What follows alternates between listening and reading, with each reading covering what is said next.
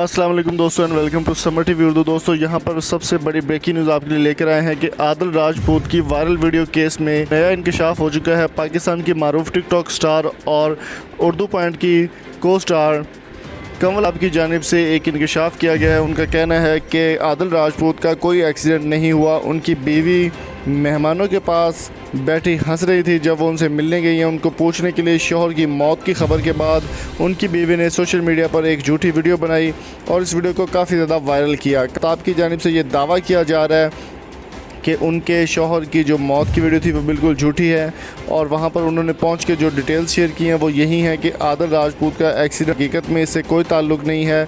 उनकी बीवी को जब देखा मेहमानों से मिलने के लिए तो उनकी बीवी जो है वो पास बैठकर हंस रही थी और उनके चेहरे पर कोई गम नज़र नहीं आ रहा था। कंवल आफ्ताब ने जब पर्सनली उनके ज़ख्म को चेक किया तो उनको आदिल राजपूत के चेहरे या मुँह पर या जिस्म के किसी भी हिस्से पर ज़ख्म नज़र नहीं आया। ये एक्सक्लूसिवली जो है कंवल आफ्ताब की जानिब से शेयर किया गया है कि उनके ज़ख्म कोई भी नहीं जिस्म के ऊपर। चलिए आपको मैं दिखाता हूँ वो ऑफिशियल वीडियो भी, जिसमें आपको सारी डिटेल की समझ आ जाएगी।